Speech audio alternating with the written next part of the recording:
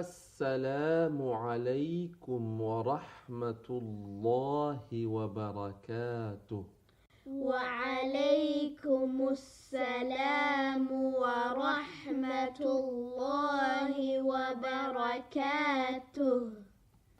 ardayda qiimaha badan ee khayrka jecel, waxaan soo gaarnay wakhtigii aan baran jirnay qisooyinkii nebiyada.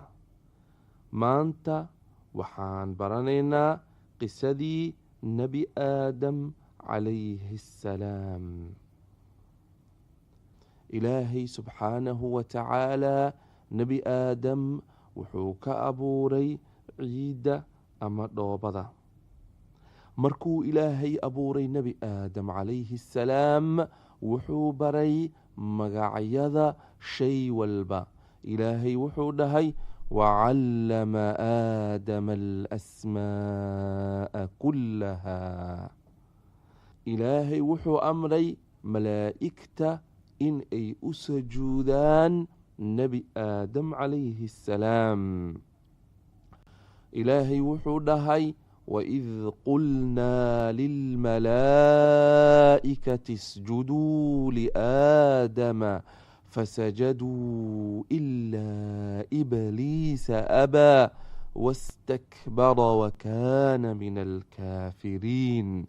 amarka ilaahay malaa'igta way qaateen, way u sujuudeen nebi aadam calayhi assalaam, laakiin amarka ilaahay waxaa diiday oo gaal noqday, diiday inuu u sujuudo nebi aadam calayhi assalaam ibliis, shaydaanka ayaa diiday. ilaahay sidoo kale wuxuu abuuray nebi aadam calayhi assalaam xaaskiisii xawaa uu ilaahay subxaanahu wa tacaala u abuuray, waxayna ku wada noolaayeen jannada dhexdeeda. ilaahay wuxuu dhahay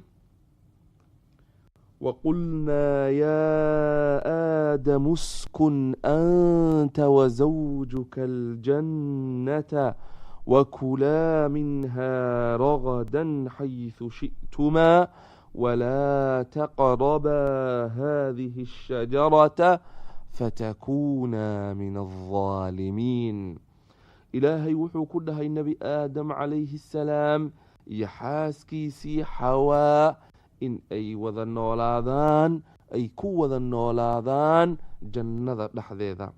laakiin ilaahay wuxuu ku dhahay wax walboo jannada yaala cuna ilaa iyo hal geed oo keliya ha cunina.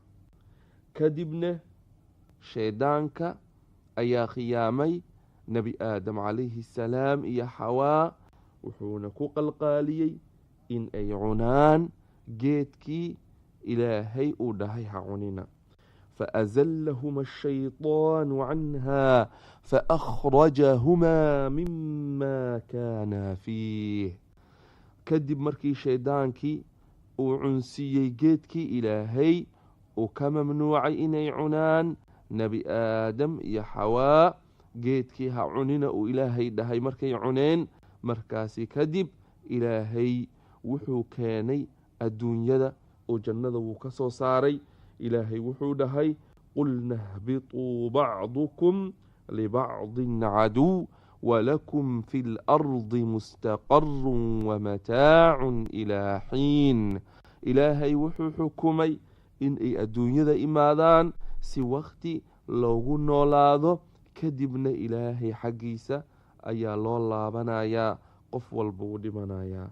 kadibna ilaahay wuxuu noo sheegay in uu cafiyey nebi aadam calayhi assalaam. wuxuu ina dhahay ilaahay fatalaqaa aadamu min rabbihi kalimaatin fataaba calayh inahu huwa atawaabu araxiim. ilaahay waa uu ka toobad aqbalay nebi aadam calayhi assalaam, dembigii ay galeen iyo geedkii ay cuneen waa laga cafiyey, laakiin waxaa la keenay adduunyada in lagu noolaado waqti, kadibna ilaahay agtiisa loo laabto. sidoo kale wuxuu ilaahay subxaanahu wa tacaala adduunkii keenay shaydaankii nebi aadam calayhi salaam iyo xawaa ka soo saaray jannada ayaa ilaahay adduunkana shayddaankaasi ayuu keenay. kadibna wuxuu noo sheegay sida loogu sheegay nebi aadam calayhi salaam iyo xawaa. ilaahay wuxuu u sheegay inuu yahay shayddaanka cadow ay iska ilaaliyaan. adduunkii haddii la keeno shayddaankane annagana ilaahay wuxuu inoo sheegay inuu shayddaanka yahay cadow oo aan la rabo inaan iska ilaalinno. aadam calayhi salaam wuxuu ahaa nebigii u horeeyey ee ilaahay uu abuuray. ilaahay nebiga wuxuu u soo diraa si dadka uu u tusiyo waddada saxda ah ee ilaahay uu rabo in aan ku soconno oon raacno. waana miduu ilaahay dhahay markii nebi aadam calayhi salaam iyo xaawo adduunyada loo soo dejiyey.